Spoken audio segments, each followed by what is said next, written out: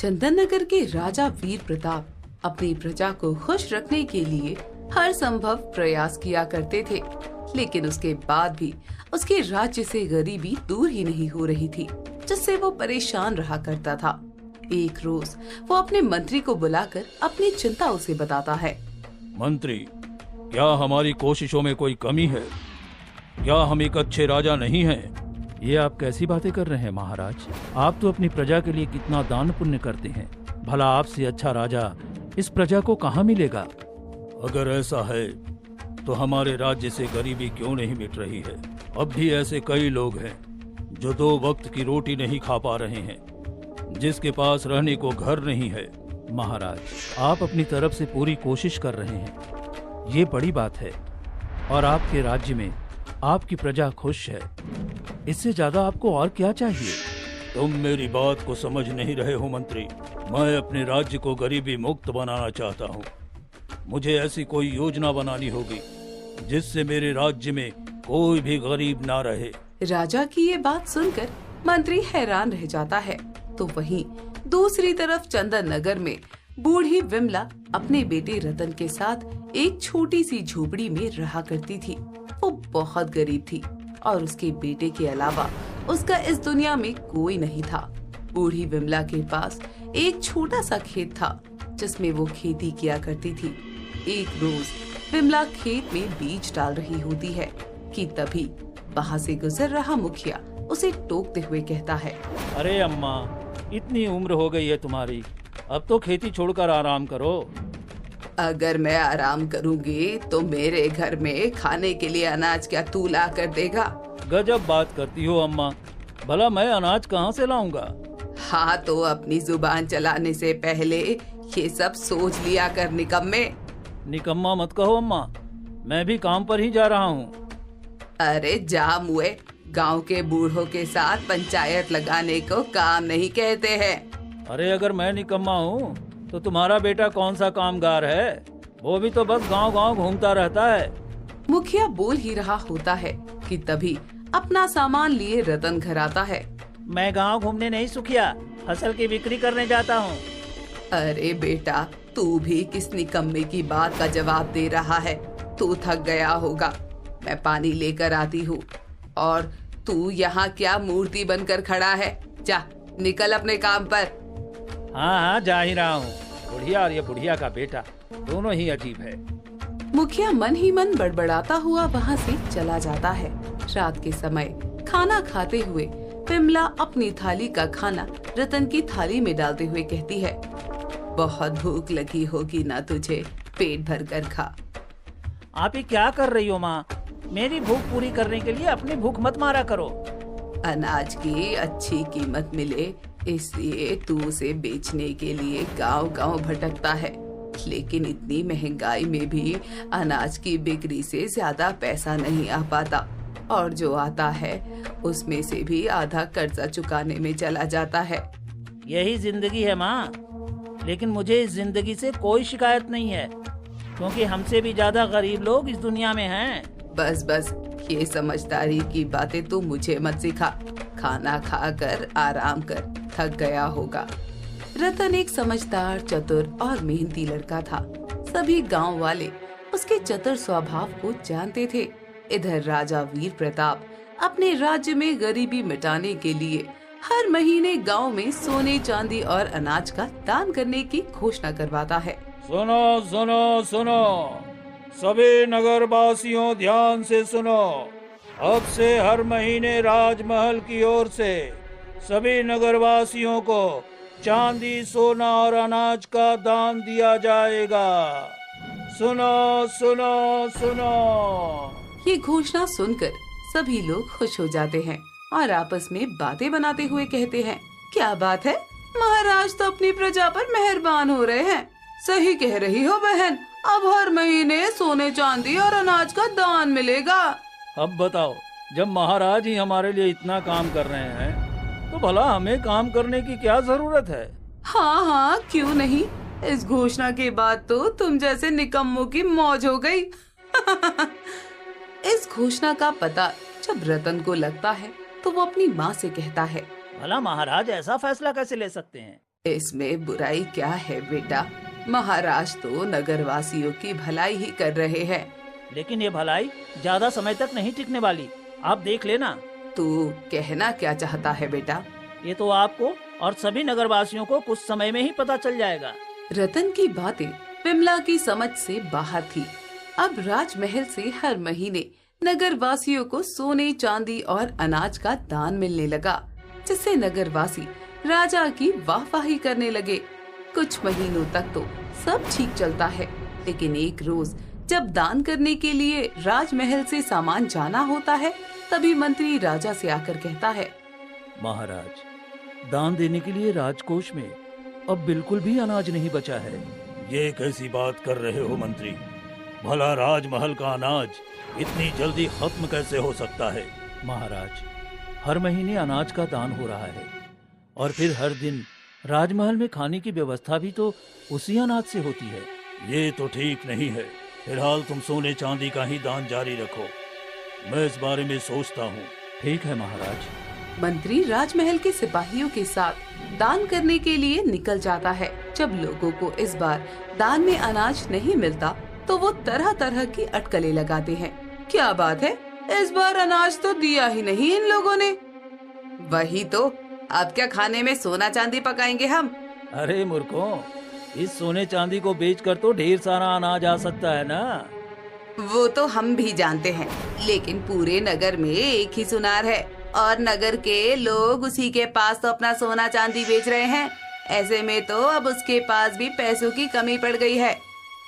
और क्या, ऊपर से दिन हो या रात उसकी दुकान पर हमेशा कतार लगी रहती है।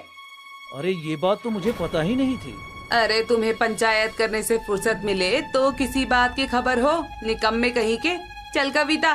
सुनीता कविता के साथ वहाँ से चली जाती है और इस तरह गांव वाले अब अनाज न मिलने से परेशान हो जाते हैं। कुछ महीनों बाद मंत्री एक बार फिर से राजा को राजकोष के खाली होने की बात बताता है। महाराज, मुझे लगता है कि अब हमें दान देना बंद कर देना चाहिए। पर क्यों मंत्री जी? क्योंकि राजकोष का खजाना भी अनाज की तरह खत्म होने पर है महाराज। मंत्री और वीर प्रताप के बीच बातचीत चल ही रही होती है कि तभी वहाँ राजकुमारी सुकन्या आती है और सारी बात सुनने के बाद कहती है, पिताजी, मंत्री ठीक कह रहे हैं। अगर हमने दान देना बंद नहीं किया तो हम और ये पूरा राजमहल गरीब हो जाएगा। हमारे एक फैसले से इतनी बड़ी समस्या आ जाएगी, हमने ऐसा नहीं सोचा था। मंत्री, आज से दान कार्य बंद कर दो, हमें कोई दूसरी तरकीब सोचनी होगी। अब राजमहल से दान मिलना बंद हो जाने के बाद सभी नगर वासियों के बीच उदासी फैल जाती है। ये देखकर रतन को बहुत हंसी आती है। उसे हंसते हुए देखकर विमला हैरान होकर कहती है, बेटा, पूरा नगर इस बात से परेशान है और तू है कि हंस रहा है। क्योंकि मुझे पता था ये दिन जरूर आएगा। माँ, आप जानती हैं कि राजमहल से दान आना बंद क्यों हो गया है? क्योंकि राजमहल का खजाना खत्म होने की कगार पर है। ये तू कैसी बातें कर रहा है बेटा? राजमहल कोई हमारे घर जितनी छोटी जगह नहीं है जहाँ का खजाना दान देने से खत्म हो जाए। माँ, हर महीने इतने नगरवासियों को दान देना कोई मामूली बात नहीं है। आप खुद ही सोचिए, अगर आप एक मुट्ठी भी अनाज किसी भिखारी को दान करती हैं, तो भी एक महीने में घर का अनाज खत्म हो जाएगा। इसी तरह देर से ही सही, लेकिन राजा को समझ में तो बात आ गई कि इस तरह का दान कार्य नहीं करना चाहिए। अपने बेटे की बात सुनकर बूढ़ी विमला बहुत हैरान हो जाती है। समय बीतता है जहाँ राजा अपनी प्रजा को खुश करने के लिए और तरीकों की खोज में होता है, तो वहीं एक रोज उसकी बेटी राजकुमारी सुकन्या उसके पास आकर कहती है, पिताजी, आप किसी परेशानी में डूबे हैं? कुछ नहीं बेटी, बस नगरवासियों की भलाई के लिए मैं और क्या क्या कर सकता हूँ, इसी बारे में सोच रहा था। तुम यहाँ आई, कोई खास काज था मुझसे? हाँ पिताजी, मैं नगर के भ्रमण के लिए जाना चाहती हूँ और वो भी अकेले। इसलिए आपसे पूछने आई थी कि क्या मैं अकेले नगर के भ्रमण पर जा सकती हूँ? अकेले अकेले क्यों जाना है तुम्हें नगर के भ्रमण पर? तुम अपनी दासियों को अपने साथ लेकर जाओ और तुम्हारी सुरक्षा के लिए मैं कुछ सिपाहियों को भी तुम्हारे साथ भेज देता हूँ। नहीं पिताजी, हमें राजकुमारी बनकर नगर के भ्रमण के लिए नहीं जाना है। हम तो एक साधारण इंसान बनकर नगर वासियों के बीच जाना चाहते हैं। पर ऐसा करने के पीछे कारण क्या है पुत्री? उसका जवाब तो हम आपको नगर भ्रमण करने के बाद ही बता पाएंगे। आप बस हमें नगर भ्रमण करने की आज्ञा दे दीजिए। थोड़ा विचार करने के बाद राजा वीर प्रताप अपनी पुत्री राजकुमारी सुकन्या को अकेले नगर भ्रमण पर जाने की आज्ञा दे देता है। कुछ ही देर में राजकुमारी सुकन्या साधारण लड़की जैसे वस्त्र पहनकर नगर भ्रमण के लिए निकल जाती है। तभी उसकी टक्कर सामने से सब्जी से भरी टोकरी सर पर लिए आ रहे मुखिया से हो जाती है। टकराने के कारण सब्जियों से भरी टोकरी जमीन पर गिर पड़ती है। तभी मुखिया गुस्से में आकर सुकन्या से कहता है, अरे अरे, ए लड़की, आंखें बंद करके चल रही थी क्या? सारी सब्जियां गिरा दी तूने मेरी। मैं तुमसे नहीं टकराई हूँ, बल्कि तुम मुझसे टकराए हो और माफी मांगने की जगह तुम मुझे ही दोष दे रहे हो। वाह वाह वाह वाह वाह, क्या जमाना आ गया है। अरे सब्जियों से भरी मेरी टोकरी जमीन पे गिरी, नुकसान मेरा हुआ और माफी भी मैं ही मांगू? अरे ये तो वही बात हो गई ना, उल्टा चोर कोतवाल को डांटे। मुखिया की ऐसी बातें सुनकर सुकन्या को गुस्सा आ जाता है और वो उससे बहस करने लग जाती है। कुछ ही देर में वहाँ से दूसरे गांव जाने के लिए गुजर रहा रतन उन्हें झगड़ते हुए देखकर उनके पास जाता है। सारी बात पता लगाने के बाद रतन मुखिया को समझाते हुए कहता है, अरे सुखिया, सब्जियां ही तो गिरी है ना, उन्हें दोबारा उठाकर टोकरी में रख लो। वो तो कह ही रही है कि वो जानबूझकर तुमसे नहीं टकराई, फिर क्यों लड़ते हो? वाह वाह रतन, अरे लड़की देखी नहीं, उसकी तरफ से लगे बोलने। मुझे नहीं पता, मेरी सब्जियों का तो नुकसान हुआ है, तो मुझे इसका हर्जाना इस लड़की से चाहिए। तुम होते कौन हो मुझसे हर्जाना मांगने वाले? और तुम्हें पता भी है मैं कौन हूँ? मैं महल की। अरे अरे, तुम शांत हो जाओ, मैं बात कर रहा हूँ। देखो सुखिया, तुम्हारा कोई नुकसान नहीं हुआ है, 1-2 टमाटर ही दबे हैं बस। और वैसे भी क्या पता उन टमाटर में कीड़े लगे हों। हाँ, कह तो तुम ठीक रहे हो। ठीक है, नहीं लेता मैं इस लड़की से हर्जाने। और वैसे भी मुझे देर हो रही है, ये सब्जी उठाने में मेरी मदद करो, मैं निकलता हूँ यहाँ से। हाँ हाँ, क्यों नहीं, अभी कर देता हूँ मदद। रतन सब्जियां उठाकर टोकरी में रख देता है, जिसके बाद मुखिया वहाँ से मुंह बनाते हुए चला जाता है और सुकन्या रतन को घूर के देखती है। सुकन्या को खुद ऐसे घूरता हुआ देखकर रतन उससे कहता है, अरे तुम ऐसे क्यों घूर रही हो मुझको? तुम बहुत चतुर व्यक्ति मालूम पड़ते हो। कैसे एक ही बार में तुमने उस आदमी को समझा दिया कि उसका कोई नुकसान नहीं हुआ है। हाँ तो अच्छा किया ना, अगर नहीं समझता तो वो तुमसे हर्जाना मांगता। वैसे एक बात बताओ, इस नगर में मैंने तुम्हें पहले कभी नहीं देखा, तुम हो कौन? रतन के सवाल करने पर सुकन्या उसे झूठ बोलकर कोई बहाना बनाकर वहाँ से चली जाती है। समय बीतता है और इसी तरह सुकन्या हफ्ते में एक बार साधारण लड़की जैसे कपड़े पहनकर नगर भ्रमण के लिए निकल जाया करती। एक रोज फिर उसकी मुलाकात रतन से होती है और एक बार फिर उसकी चतुराई देखकर वो उससे खुश हो जाती है और उसे बातें करते हुए कहती है, मैं जब भी तुमसे मिलती हूँ तुम कहीं जा ही रहे होते हो। क्या तुम इस नगर में नहीं रहते? मैं तो इसी नगर में रहता हूँ, लेकिन इस नगर में फसलों के दाम कुछ अच्छे नहीं मिलते, इसलिए गांव-गांव जाकर ही अपनी फसल बेचता हूँ ताकि अच्छे से अच्छे पैसे मिल सके। बातें करते हुए रतन की नजर सुकन्या के कानों के झुमकों पर जाती है, जो कि बहुत ही चमक रहे होते हैं, जिन्हें देखकर वो मन ही मन कहता है, ये झुमके तो सोने के मालूम होते हैं और ऐसे झुमके तो नगरवासी नहीं पहन सकते, क्योंकि दान में मिले सोने से झुमके बनवाने में भी लागत आती है। तो ये लड़की कोई साधारण घर से मालूम नहीं होती है। क्या हुआ, तुम शांत क्यों हो गए? नहीं, मैं ये सोच रहा था कि तुम इस नगर में तो रहती नहीं हो, तो इस नगर के बारे में तुम्हें कुछ पता ही नहीं होगा। मैं तो सोच रहा था कि क्यों न तुम्हें अपने नगर के राजमहल की खास बात बताऊं। राजमहल की खास बात? भला तुम्हें कैसे पता होगी? तुम क्या राजमहल में रहते हो? नहीं तो, लेकिन मुझे सब पता है, मैं खुफिया सूत्रों से सब पता लगा लेता हूँ। देखो, मैं तुम्हें बताता हूँ, हमारे जो महाराज है ना, उनकी 2 नहीं 4 आंखें हैं, और ये मैंने अपनी आंखों से देखा है। इतना ही नहीं, वो इंसान नहीं जानवर जैसे दिखते हैं, जानवर जैसे बहुत खतरनाक। ये बात सुनते ही सुकन्या बहुत गुस्से में आ जाती है और उसे घूरते हुए कहती है, तुम होते कौन हो मेरे पिताजी को जानवर कहने वाले? और उनकी 4 आंखें नहीं है, वो एक स्वस्थ और अच्छे खासे इंसान है, कोई जानवर नहीं। भला किसी नगर का राजा जानवर कैसे हो सकता है? यानी राजमहल में रहने वाले महाराज तुम्हारे पिताजी हैं? तो तुम कोई साधारण लड़की नहीं बल्कि राजकुमारी हो, क्यों? सही पहचाना ना? इस तरह रतन अपनी चतुराई से राजकुमारी के मुंह से ही उसकी सच्चाई उगलवा लेता है, जिसके बाद राजकुमारी समझ जाती है कि झूठ बोलने का कोई फायदा नहीं है। इसलिए वो सब कुछ बताते हुए कहती है, तुम सच में बहुत चतुर हो, हम तो तुम्हारी चतुराई समझ ही नहीं पाए।